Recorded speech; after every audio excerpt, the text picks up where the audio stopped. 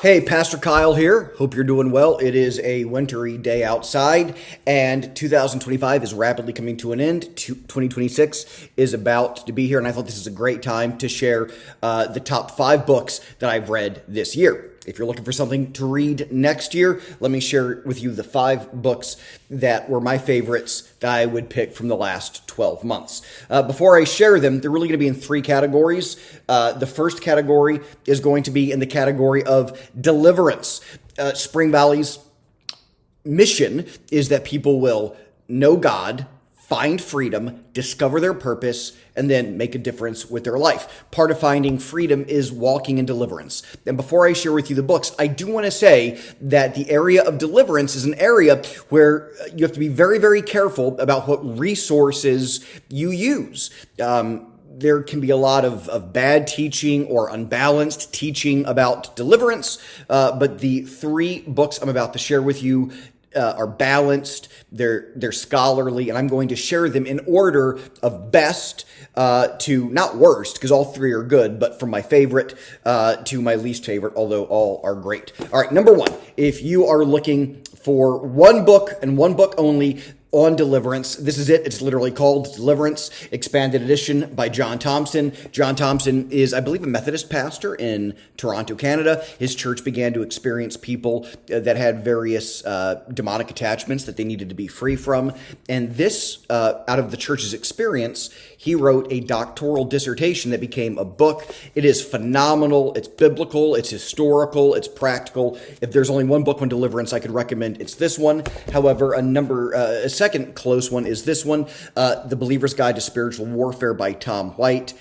Great book. I'd read Deliverance first. This builds off of it. And then the third by Isaiah Salvador, How to Cast Out Demons. Again, it's good. I would just read these 2 first as a foundation, and then I would put this one on at the end. All 3 are balanced. All 3 are biblical. All 3 are extremely helpful. Okay, those are my first 3 books of my top 5 for the year. They all deal with the issue of deliverance. Number 4 is my devotional. Not every year, but a lot of years I like to read a devotional in addition to the Bible. By the way, the Bible does not make my top 5 simply because it's the Bible, right? It's its own category. Nothing's as big as the Bible, right? But in addition to the Bible, these are my top 5. I don't always read a devotion. This year I did Daily in Christ by Neil Anderson. He wrote it with his wife, Joanne. This is actually about freedom and deliverance as well. Highly recommend it. I believe this is out of print. You can get it for free online. If you Google Daily in Christ by Neil Anderson, you can read it every single day for free. I like to underline, okay? And so I got a physical copy. You can get used copies. I got this on Amazon. Used copy. So those are my first 4 books. Deliverance by John Thompson, Believer's Guide to Spiritual Warfare by Tom White, Isaiah Salvador, How to Cast Out Demons, and Daily in Christ by Neil Anderson. And then finally, every year I try to read a book on marriage. I do that both to make my own marriage stronger, but also to work and prepare to preach about marriage for the church and to equip our church to have strong marriages. We believe in building strong families. And this year I read How We Love, let's see if I can pronounce this right, Yurkovich. It's by a married couple, Milan and Kay Yurkovich. Great book. I'm not going to preach this next year. I thought about working on a sermon series.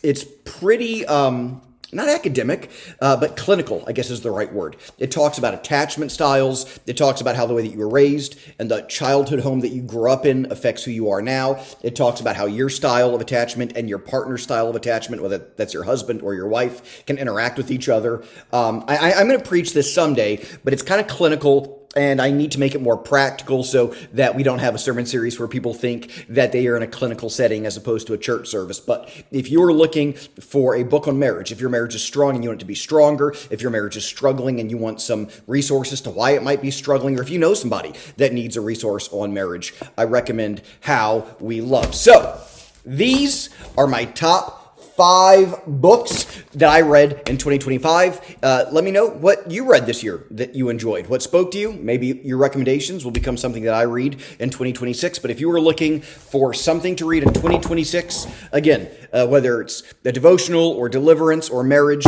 those are my top 5. Have a great day.